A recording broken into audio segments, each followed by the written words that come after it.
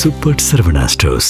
Jeeva today பார்வையாளர்களுக்கு வணக்கம். இன்றைய நேர்காணலில் அரசியல் தேர்தல் பகுப்பாய்வாளர், திராவிட வெற்றி கழகத்தினுடைய முதன்மை செயலாளர், பேச்சாளர் வல்லம் பசீர் அவர்கள். தோழர் வணக்கம். வணக்கம். சசிகலா அம்மையார் புதிய கட்சி தொடங்கியிருக்கிறாங்க. கட்சி பேரெலாம் கூட அறிவிக்கலை. ஆனால் எம்ஜிஆர், ஜெயலலிதா, அண்ணா படம் போட்ட கொடியை அறிவிச்சிருக்காங்க. பசும்பொன்னில் மீட்டிங், இபிஎஸை கடுமையாக பேரை சொல்லாமலே கடுமையாக விமர்சனம் செஞ்சுருக்கிறாங்க. பாஜக கைது செஞ்சுன்னு சொல்லாமல் திடீர்னு என்னை கைது செஞ்சுட்டாங்க அப்படின்னு சொல்லியிருக்கிறாங்க. நிறைய விஷயங்கள் சொல்லியிருக்காங்க. ஓபிஎஸ் தர்ம யுத்தம், இபிஎஸ் இப்போ இருக்கிறாரே ஒருத்தர் அப்படிங்கிற மாதிரியான ஒரு டோனில் சொல்லி பார்க்குறாங்க. நீங்கள் எப்படி தோழர் பார்க்குறீங்க? அவங்களுடைய உள்ள கடக்கை என்னவா இருக்குது? என்ன இன்டென்ஷனாக இருக்கும்? அவங்க பேசுனதுலேருந்து நீங்கள் என்ன புரிஞ்சுக்கிறீங்க? ஒன்றுபட்ட அதிமுக தான் என்னுடைய நோக்கம், என்னுடைய கனவு என்று பேசிக் கொண்டிருந்தவர் சசிகலா. இப்போது அந்த நோக்கம் சிதைக்கப்பட்டிருக்கிறது. எனவே ஒரு புதிய கட்சியை துவங்குகிற அந்த நிலைக்கு சசிகலா தள்ளப்பட்டிருக்கிறார் என்றுதான் நான் புரிந்து கொள்கிறேன். சசிகலா வழியே சென்று இந்த முடிவை எடுக்கவில்லை. சசிகலாவுக்கு இப்படி ஒரு சூழல் ஏற்பட்டு விட்டது. சசிகலா என்ன தாக்கத்தை ஏற்படுத்த முடியும்? அதிகபட்சமாக அதிமுகவை டேமேஜ் பண்ண முடியுமே தவிர அரசியல் களத்தில் எந்த தாக்கத்தையும் அவரால் ஏற்படுத்த முடியாது என்பதுதான் யதார்த்தமான உண்மை. ஏறக்குறைய 9 ஆண்டுகள் கடந்து விட்டது சார். நீங்க ஒரு நாள் பொழுது அரசியல்ல லைவ் பாலிடிக்ஸ்ல இல்லாம போனாலே மறுநாள் உங்களை தேடுகிற நிலைமை உருவாகிடும். இப்ப அதுதான் அரசியல் கள நிலவரம். நீங்க 9 ஆண்டு காலம் என்னவாக இருந்தீங்க, என்னவாக வெளிப்பட்டிருக்கீங்கிறது ரொம்ப முக்கியம். முழுக்க முழுக்க எடப்பாடி பழனிசாமியின் மீது தன்னுடைய ஆத்திரத்தை, ஆதங்கத்தை கொட்டி தீர்க்கிற ஒரு கூட்டமாக நேற்றைய கூட்டம் அமைந்திருக்கிறது. எடப்பாடி பழனிசாமிக்கு ஒரு பெரிய கொலாட்ரல் டேமேஜ் இருக்கு அப்படின்னு தான் புரிஞ்சுக்கிறேன். நீங்க அதிமுகவினுடைய எதிரி யாருன்னு கேட்டா திமுக தான். சசிகலா அம்மையாராக இருக்கட்டும், தினகரனாக இருக்கட்டும், எடப்பாடி பழனிசாமி, ஓ பன்னீர்செல்வம், இப்ப இருக்கிற ஓ பன்னீர்செல்வம், நான் முந்தைய ஓ பன்னீர்செல்வத்தை சொல்கிறேன்.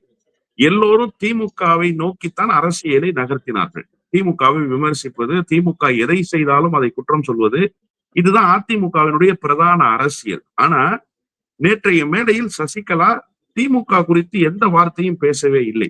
அது கவனிக்கப்பட வேண்டிய செய்தி. அப்போ திமுகவை தனக்கு எதிரியாக நிறுத்திக் கொள்ளவில்லை, தனக்கு எதிரியாக எடப்பாடி பழனிசாமியை தான் நிறுத்திக் கொள்கிறார் என்பதைத்தான் நேற்றைய மேடையில் அவர் பிரகடனம் செய்திருக்கிறார் என்றுதான் நான் புரிந்து கொள்கிறேன். ஒன்றுபட்ட அதிமுக என்று இதுவரை பேசினார். நான் ஒருங்கிணைப்பேன், நிச்சயமாக தேர்தலுக்கு முன்பாக அது நடக்கும் என்று நாடாளுமன்ற தேர்தலுக்கு முன்பாக சொன்னார். அது நடைபெறவே இல்லை.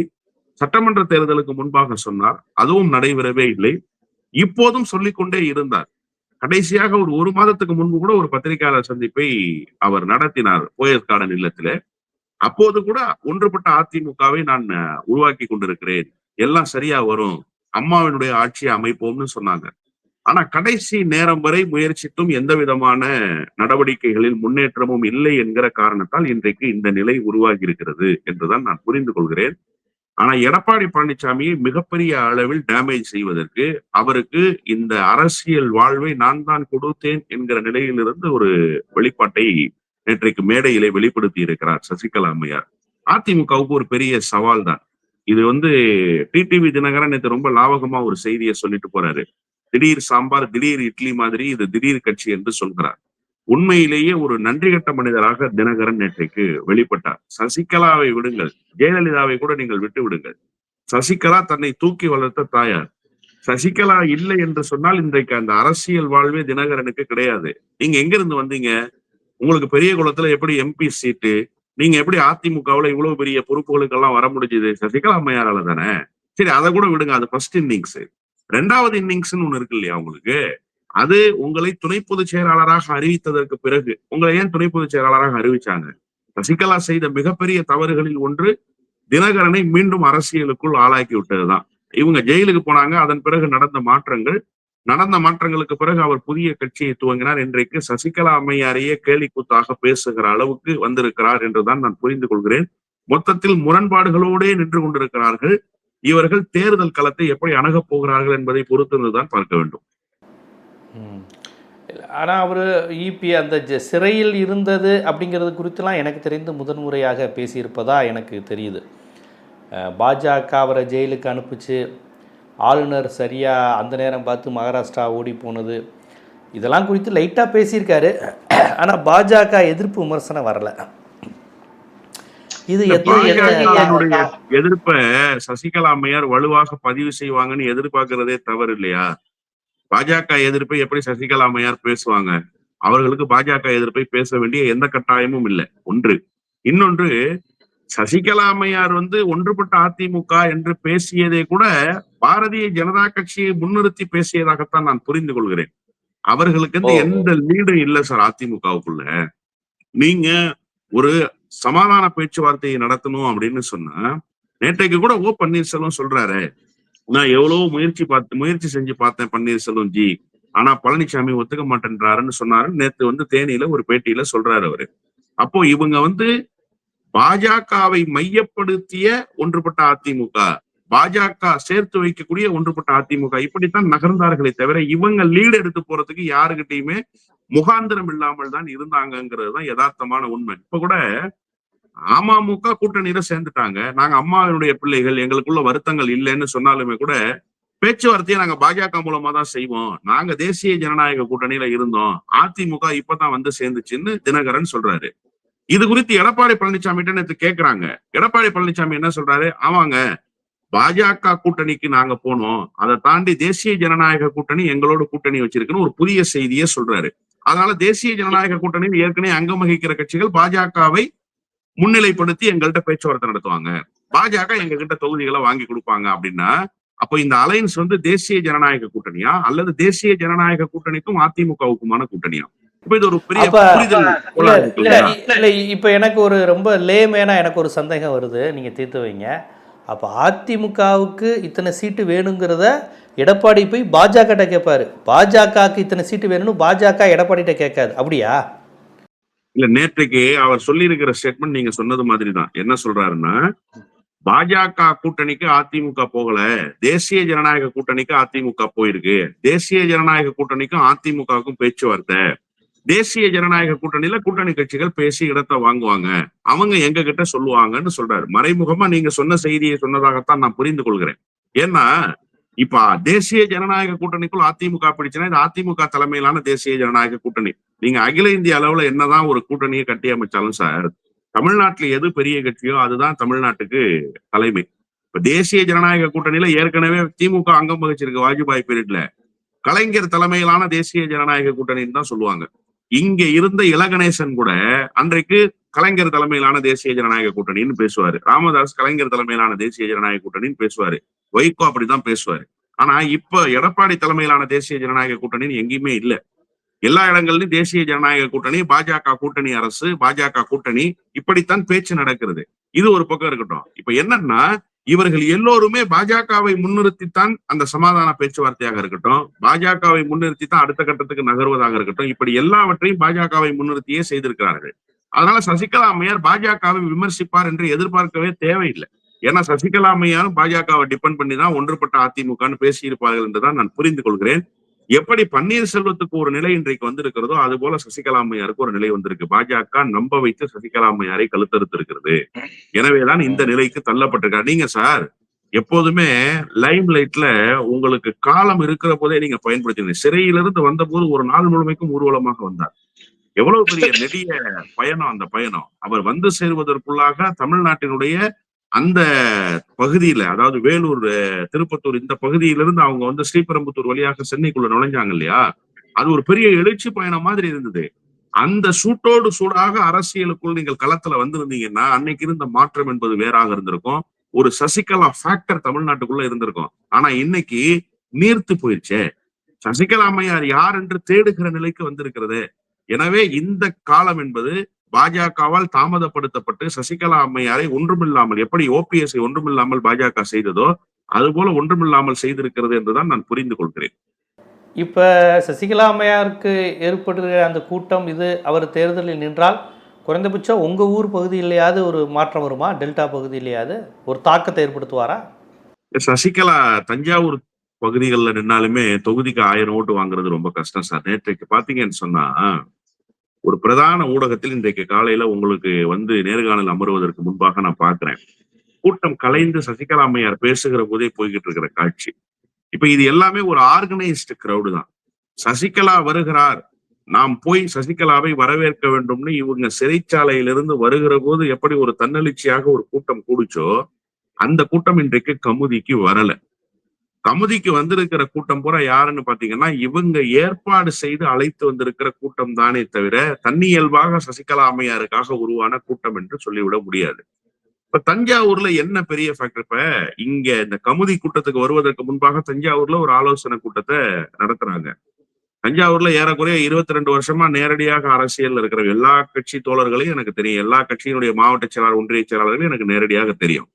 நேற்றைக்கு பாக்குற அந்த ஆலோசனை கூட்டத்துல அவங்க டிவியில தான், ஜெயா டிவிலேயே காட்டுறாங்க அந்த ஆலோசனை கூட்டத்தை. 15 பேர் உட்கார்ந்து இருக்கிறார்கள். அந்த 15 பேருமே தஞ்சாவூரில் முகம் தெரியாதவர்கள்.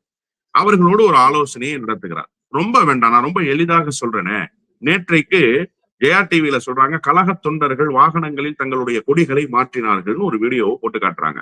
நான் பாக்குறேன் அந்த வீடியோவை. யாரா அந்த கழக தொண்டர்கள்னு பார்த்தா, சசிகலா வந்த டெம்போ டிராவலர் காரை ஓட்டிட்டு வந்தாரு இல்லையா டிரைவரு, அவர் ஏற்கனவே ஜெயலலிதாவுக்கு கார் ஓட்டினவர். அவர் தான் அந்த கொடியை கலட்டி மாற்றாரு. அப்போ கொடியை அறிமுகப்படுத்தியாச்சு சார். அறிமுகப்படுத்தியதற்கு பிறகு குறைந்தபட்சம் ஒரு 150, 200 வாகனங்கள் அங்க வந்திருக்குன்னா, அந்த 200 வாகனங்களில் அந்த கொடியை மாற்றுகிற காட்சி, அந்த தொண்டர்களிடத்துல ஏற்படுகிற உற்சாகம், அது வெளிப்படணும்ல. தன்னியல்பாக வந்த கூட்டமாக இருந்தால் அது வெளிப்பட்டிருக்கும். இது ஆர்கனைஸ்டு கிரௌடுன்றதுனால கொடுத்தாங்க 500 ரூபாய், ஏதோ சசிகலா பேசுறாங்க, நாங்க வந்தோம், சசிகலா பேசுறதை கேட்டோம், புறப்பட்டோன்றதுனாலதான் சசிகலாவினுடைய சொந்த கார்ல சொந்த டிரைவரு கொடியை மாத்துறாரு. இது என்ன பெரிய எழுச்சி? இது என்ன பெரிய ஃபேக்டரை உருவாக்கிறார்? அதனாலதான் நான் சொன்னேன், சசிகலா ஃபேக்டர்னு ஒண்ணு தமிழ்நாட்டு அரசியல் களத்துல இல்ல. ஆனா தினகரன் ரொம்ப சரியா ஒரு செய்தியை சொன்னாரு. அவர் அப்படி பேசி இருக்க கூடாது, மிகப்பெரிய தவறுதான். நன்றி உணர்வே இல்லாமல் பேசிட்டாருன்றதுதான் என்னுடைய கருத்து. ஆனா அதை தாண்டி ஒரு செய்தியை சொன்னாரு, 0.1% வாக்கு கூட சசிகலாவுக்கு இல்லைன்னு சொன்னார். அதுதான் யதார்த்தமான உண்மை. உங்களுக்கு இன்னொரு செய்தியை நான் ஞாபகப்படுத்த விரும்புறேன். இன்றைக்கு சசிகலாவுக்கு பின்னால் இருந்து இயக்குபவர் சசிகலாவினுடைய உடன் பிறந்த தம்பியான திவாகர் தான் சொல்றாங்க. இந்த திவாகர் ஒரு கட்சியை துவங்கினாரு. அது ரொம்ப முக்கியமான செய்தி. அவர் ஒரு கட்சியை துவங்கி, ஆமா, அவர் ஒரு கட்சியை துவங்கி பொறுப்பாளர்கள் நியமனம் எல்லாம் சொல்லி அங்கங்க 2 ஊர்ல போய் கொடியெல்லாம் ஏத்துனாரு. கடைசியில சசிகலா அம்மையார் வந்ததற்கு பிறகு தஞ்சாவூர்ல நடராஜனுக்கு சொந்தமான திருமண மண்டபத்துல வச்சு ஒரு 1000 பேரை கூட்டி அந்த கட்சியை நான் அதிமுகவோடு சேர்த்துட்டேன் அப்படின்னு சொன்னாரு.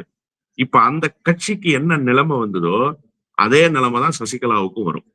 அதனால நான் அதிமுகவோட சேர்த்துட்டேன்னு அவர் சொன்னது எடப்பாடி பழனிசாமி தலைமையிலான அதிகாரப்பூர்வமான அதிமுக இல்ல.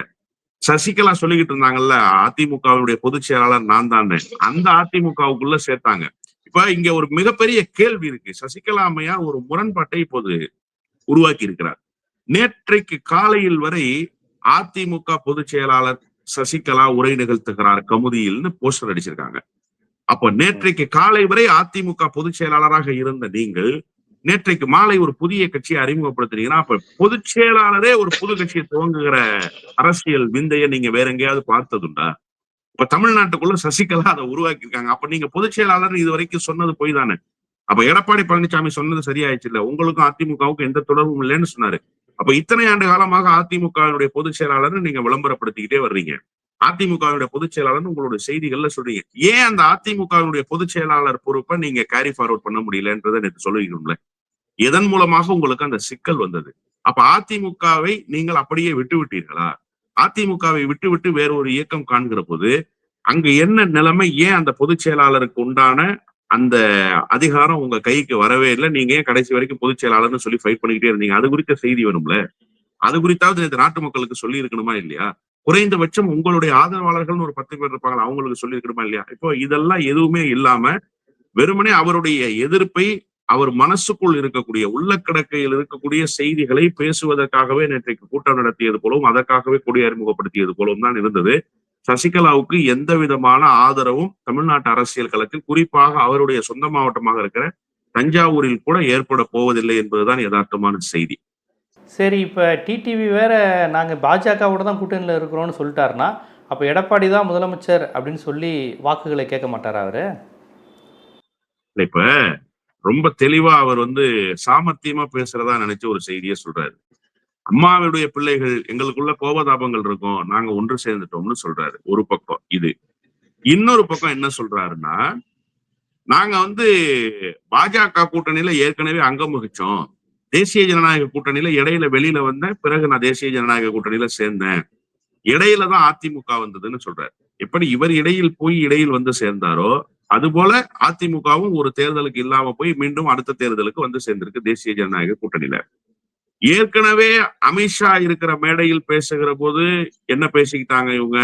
எங்க முதலமைச்சர் வேட்பாளர் யாருன்றத பாஜக தான் முடிவு செய்யும்ன்றதுதான் தினகரனுடைய கருத்து.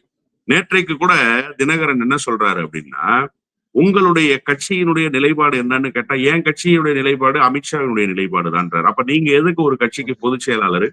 உங்களுக்கு எதுக்கு ஒரு கட்சி? நீங்க பாஜகவிலேயே சேர்ந்துடலாமே சார், ஏன் சார் தனி கட்சி நடத்துறீங்கன்ற கேள்வி இருக்குல்ல. அப்ப எடப்பாடி பழனிசாமி எப்படி இவங்க முதலமைச்சர் சொல்லுவாங்க? முதலமைச்சர் வேட்பாளர்னு இதுவரைக்கும் அமித்ஷாவே சொல்லல, நயினார் நாகேந்திரனே சொல்லல. அப்ப பேரண்ட் பாடியே சொல்லாதப்ப அமமுக எப்படி சொல்லும்ன்ற ஒரு கேள்வி இருக்குல்ல. பேரண்ட் பாடி சொன்னாதானே அமமுக சொல்ல முடியும். ஏன்னா இப்ப அமமுக வந்து டிபெண்டன்ட் ஸ்ட்ரக்சர்னு சொல்லிட்டாரு அவரு. நாங்க ஒரு இண்டிபெண்டன்ட் ஸ்ட்ரக்சர் இல்லைங்க, நாங்க ஒரு அரசியல் கட்சியெல்லாம் இல்ல, நாங்க வந்து பாஜகவுடைய ப்ராக்சி தாங்கிறத அவரே சொல்றாரு, தினகரனே சொல்றாரு. அப்புறம் எப்படி தினகரன் இந்த முடிவுக்கு வருவாரு? இப்போ ஒரு பெரிய சவால் வந்து எடப்பாடி பழனிசாமிக்கு காத்திருக்குன்னு தான் நான் புரிஞ்சுக்கிறேன். இன்னொரு பக்கம் இன்னொரு சந்தேகத்தையும் நீங்க ரொம்ப கூர்ந்து கவனிக்க வேண்டியிருக்கு. ஒருவேளை எடப்பாடி பழனிசாமி தங்களுடைய பிடிக்குள் வரமாட்டார். ஏன்னா நேற்றுக்கு பன்னீர்செல்வம் சொன்னதுல நான் அப்படிதான் புரிஞ்சுக்கிறேன். பன்னீர்செல்வம் என்ன சொல்றாரு? அமித்ஷாவே சொன்னதற்கு பிறகும் கூட ரொம்ப பிடிவாதமாக இருந்தார் எடப்பாடி பழனிசாமி. நான் என்னதாங்க பண்ண முடியும் இதுக்கு மேல? இவ்வளவு நாளும் நான் பன்னீர்செல்வம் பொறுத்து இருந்துட்டேன், இனிமேல் நீங்க எப்படி பொறுத்து இருக்க சொல்றீங்கன்னு நேற்று கேட்கிறாருல.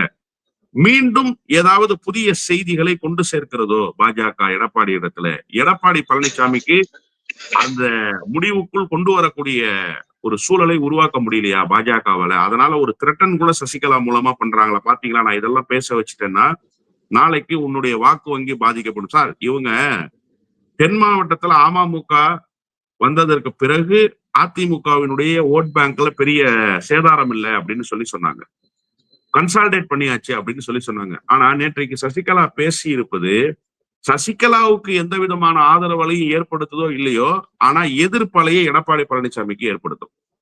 இன்னும் கூடுதலாக தென் மாவட்டத்துல சொந்த சமூகத்தை அவர்கள் எப்படி பயன்படுத்திக் கொள்ள போகிறார்கள்ங்கிறது ரொம்ப முக்கியமான செய்தி. நேற்று சசிகலா அம்மையார் அந்த கூட்டத்தை நடத்தினதிலேயே பல செய்திகள் அடங்கி இருக்கு சார். நீங்க ஏன் கமுதியை தேர்ந்தெடுக்கணும்? தஞ்சாவூர்ல கூட்டம் போட்டுருக்கலாம் இல்லையா? தலைநகர் சென்னையில போட்டிருக்கலாம் இல்லையா? அண்ணா பிறந்த காஞ்சியில் போட்டிருக்கலாம், பெரியார் பிறந்த ஈரோட்டில் போட்டிருக்கலாம். இப்படி எவ்வளவோ கொள்கை வழி பயணம் என்று சொன்னால் நீங்க எங்க வேண்டுமானாலும் போட்டிருக்கலாம். கமுதியை தேர்வு செய்ய வேண்டிய அவசியம் என்ன இருக்கு? நேற்றைக்கு கோட் பண்ணும்போது நீங்க பாத்தீங்கன்னா, பெரியாரை அண்ணாவை பேசியதை விட பசும்பொன் முத்துராமலிங்க தேவரை தான் நம்ம ஹைலைட் பண்ணி பேசுறாங்க. அப்ப இந்த அரசியல் என்ன அரசியல்ங்கிறத நேற்றைக்கு அந்த மேடையிலேயே அவங்க வெளிப்படுத்துறாங்க. குறிப்பாக சொந்த சமூகத்தில் ஒரு பெரிய தாக்கத்தை அது ஏற்படுத்தும். பாரியா சின்னம்மாவை இந்த மாதிரி பண்ணிருக்கிறாங்க. 15 நாள் பரோல் கொடுத்த பிறகு எடப்பாடி பழனிசாமி வேணும்னே வந்து கமிஷனர் கிட்ட சொல்லி 5 நாள் வந்தா போதும்னு சொல்லியிருக்காரு. சின்னம்மாவுடைய இந்த நிலைமைக்கு காரணம் சின்னம்மாவே பேச ஆரம்பிச்சிட்டாங்க அப்படிங்கிறது இருக்குல்ல. அது இந்த தேர்தல்ல ஒரு பெரிய டேமேஜ் அதிமுக அமமுகவுக்கு ஏற்படுத்தும். இதை பாஜக திட்டமிட்டு ஏற்படுத்துவதற்காகவே சசிகலாவை இப்படி ஒரு சூழலுக்கு தள்ளி இருக்கிறதோ என்கிற சந்தேகத்தையும் நீங்க வந்து வலுவாக வைக்கத்தான் வேண்டியிருக்கு. ஒட்டுறது, சேர்க்கிறது, பிரிக்கிறது, இணைக்கிறது எல்லாம் நானே அப்படிங்கிறத அமித்ஷா சொல்லாமல் இவங்க மூலமாக சொல்லிக்கிட்டு இருக்காருங்கிறத ரொம்ப விரிவாக பேசியிருக்கீங்க. நீங்கள் ஒரு திராவிட இயக்க சிந்தனையாளர், அதிமுக திராவிட கட்சிகளாகவும் பார்த்துருக்கீங்க, கொள்கை ரீதியான அமைப்பாகவும் பார்த்துருப்பீங்க. இந்த மாதிரியான விஷயங்களை இப்போ எப்படி புரிந்து கொள்வது, திராவிட போர்வில் இவங்க இந்துத்துவ கட்சிகள் விளையாடுறாங்களா போன்ற பல்வேறு செய்திகளை ரொம்ப விரிவாக எடுத்து வச்சிங்க. மிக்க நன்றி.